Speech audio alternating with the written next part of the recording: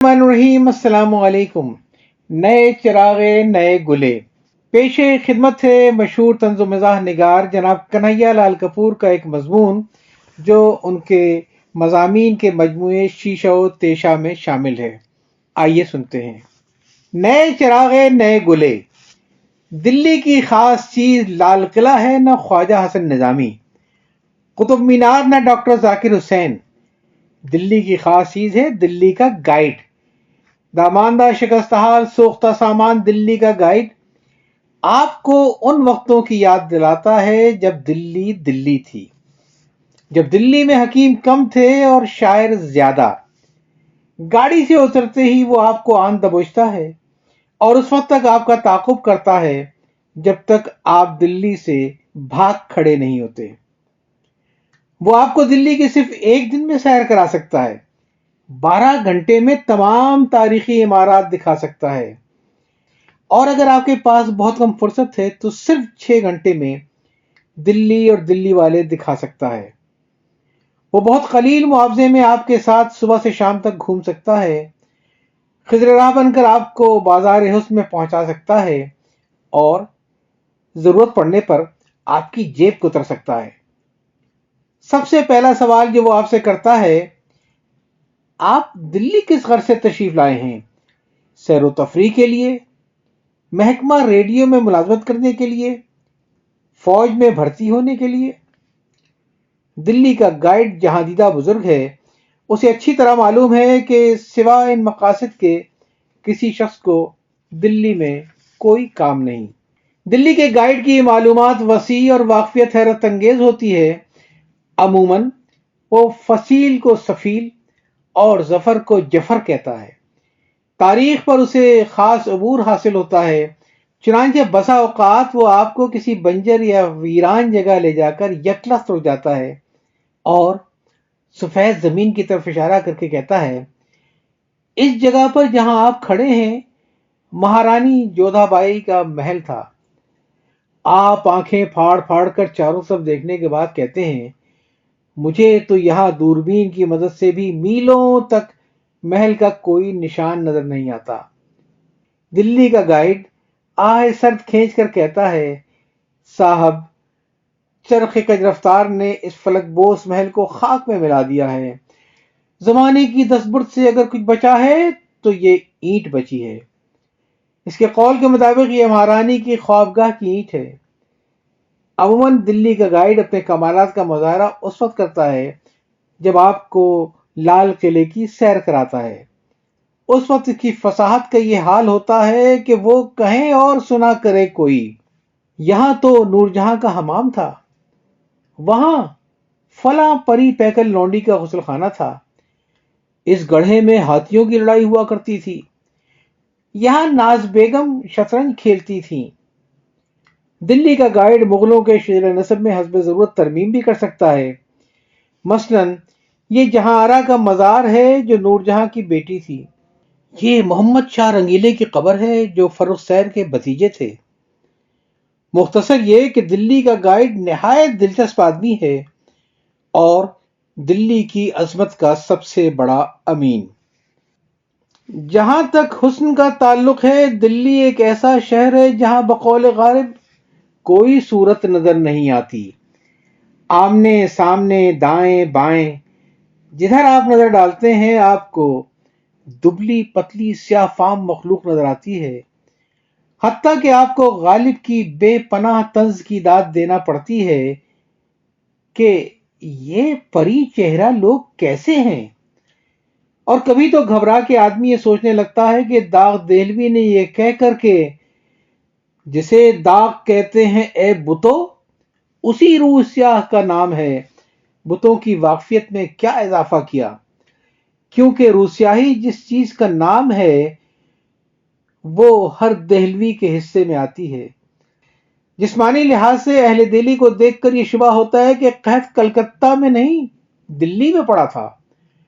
قیاس اغلب ہے کہ غالب دہلوی کے زمانے سے جنہوں نے کہا تھا کہ ہم نے مانا کہ رہیں دلی میں پر کھائیں گے کیا، دلی میں کھانے پینے کی چیزوں کی قلت رہی، نتیجہ یہ ہوا کہ ہر دہلوی کنشک فرومایہ بن کر رہ گیا ہے جسے کسی حالت میں بھی شاہین سے لڑایا نہیں جا سکتا۔ یادش بخیر، دلی کے بزرگ بھی کمال کے آدمی ہیں۔ ہونٹوں پر پان کا لاکھا، آنکھوں میں سیاہ یا سبز سرما، شرعی داڑھی، ململ کی ٹوپی، تنگ موری کا پیجامہ، لمبی اچکن، تکلف اور شرافت کے پتلے۔ دلی کے بزرگ واقعی اگلے وقتوں کے لوگ ہیں جنہیں کچھ بھی نہیں کہنا چاہیے۔ وزاداری کا یہ حال ہے کہ اس گئے گزرے زمانے میں بھی جبکہ چھالیا پر ٹیکس لگ چکا ہے، آپ کو پان پیش کرنے سے باز نہیں آتے۔ اپنی ہر گفتگو کا آغاز اس فقرے سے کرتے ہیں: غدر سے پہلے کی بات ہے، بزرگوں کی زبانی سنا ہے۔ چنانچہ ان کی زبان سے غدر سے پہلے کا ذکر اس قدر سننے میں آتا ہے کہ آپ یہ محسوس کرتے ہیں کہ دلی میں جو کچھ ہوا غدر سے پہلے ہوا۔ یوں تو انہیں دلی کا ہر بادشاہ، ہر کوچہ عزیز ہے، تاہم ظفر اور کوچہ چینا کے عاشق ہیں۔ ظفر کی جلاوطنی کی داستانیں سناتے وقت داڑیاں آنسوؤں سے تر ہو جاتی ہیں، اور کوچہ چیلا ایک تیر میرے سینے میں مارا کہ ہائے ہائے۔ دلی میں ایک پنجابی کو جو چیز سب سے زیادہ معروف کرتی ہے وہ زبان اور محاورے کا چٹخارا ہے۔ سبحان اللہ، ایسی ایسی عجیب و غریب ترکیبیں اور محاورے سننے میں آتے ہیں کہ سر دھننے کو جی چاہتا ہے۔ روز مرہ میں دو الفاظ کثرت سے استعمال ہوتے ہیں: صاحب اور اما۔ ہاں صاحب، نا صاحب ہر فقرے کا جزو لائفق ہے، اور بے تکلف دوستوں میں اما نہایت فراخ دلی سے استعمال کیا جاتا ہے۔ تذکیر و تانیث کی قید نہیں، ابا کو بھی اما، بچپے کو بھی اما، جوان کو بھی اما۔ دراصل یہ لفظ اتنا کارآمد ہے کہ ہر موقع پر استعمال ہوتا ہے۔ نئے نئے محاورے ایجاد کرنے میں اہل دلی کا کوئی ہم پلہ نہیں۔ جن دنوں میں دلی گیا یہ دو محاورے بہت مقبول ہو رہے تھے: گھسیٹن میں پڑنا اور کھنڈت ڈالنا۔ تقریباً ہر شخص ان محاوروں کو اپنی گفتگو میں استعمال کرنا نہ صرف فخر خیال کرتا تھا بلکہ فرض بھی۔ چنانچہ تانگے والے سے لے کر بڑے بڑے اہل قلم تک گھسیٹن میں پڑنے سے ڈرتے تھے۔ خدا جانے گھسیٹن کیا بلا تھی، مگر دلی میں جو بھی تھا اس سے خوف زدہ نظر آتا تھا۔ اجی میں کیوں خام خواہ گھسیٹن میں پڑوں یہ گھسا ہوا نوٹ آپ سے لے کر؟ ایک دکاندار نے مجھ سے کہا، صاحب ہم تو یہ مکان خرید کر گھسیٹن میں پڑ گئے۔ ایک بزرگ کسی سے فرما رہے تھے، ایک پنواڑن اپنی سہیلی سے کہہ رہی تھی، بہن میں تو اس سے شادی کر کے گھسیٹن میں پڑ گئی۔ یہ محاورہ اتنی بار سنا کہ اشتیاق ہوا کہ اس کا مطلب کسی بزرگ سے دریافت کروں۔ چنانچہ ایک صاحب قلم کی خدمت میں حاضر ہوا، مگر انہوں نے یہ کہہ کر ٹال دیا، اجی صاحب آپ کو محاوروں کے مطالب سے کیا لینا دینا، آپ خام خواہ کیوں گھسیٹن میں پڑتے ہیں؟ دلی میں داغ دہلوی کے بعد کوئی شاعر نہیں ہوا۔ اقبال نے سچ کہا تھا کہ آخری شاعر جہاں آباد کا خاموش ہے۔ شعراء کے بجائے اب قوالوں اور حکیموں کا دور دورہ ہے۔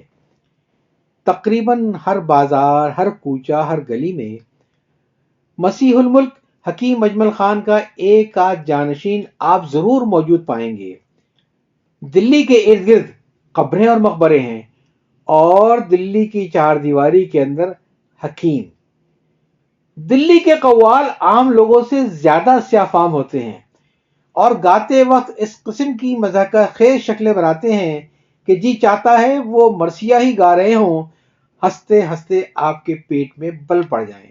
پرانے وقتوں میں جب کوئی شخص دلی جاتا تو اساتذہ کا کلام تبرک کے طور پر وہاں سے اپنے وطن مالوف لایا کرتا تھا۔ چنانچہ میں نے بھی اسی خیال کے پیش نظر ایک قوال سے درخواست کی کہ ایک آدھ شعر عنایت فرمائے۔ پہلے تو انہوں نے میری التجا کو قابل التفات ہی نہ سمجھا، لیکن جب بہت محنت سماجت کی تو انہوں نے مجھے ایک شعر سے، جسے شعر نہیں دراصل نشتر کہنا چاہیے، مجھے نوازا۔ ملاحظہ فرمائیے، اجی ہاں ہاں ہاں مجھے دیوانہ کر دیا، اجی ہاں ہاں ہاں مجھے بیگانہ کر دیا۔ آپ بھی اس شعر سے لطف اٹھائیے اور حضرت جمن کی قوالی کے حق میں دعائے خیر کیجیے، جو داغ دہلوی کے بعد دلی کے سب سے بڑے شاعر ہیں۔ خدا آباد رکھے دلی کو کہ لکھنؤ کی طرح پھر غنیمت ہے، کوئی اچھی صورت نظر نہ آئے تو کیا مذائقہ، کوئی نہ کوئی اچھی قبر تو نظر آ ہی جاتی ہے۔ دلی اجڑا دیار ہے، نہ رشک صد گلزار، دلی ایک مقبرہ ہے، بسی تو عریض۔ پڑی ہیں آنکھیں جو پہلے جگہ تھی نرگس کی، خبر نہیں اسے کھا گئی نظر کس کی۔ یا چاہتا ہوں۔ اللہ حافظ۔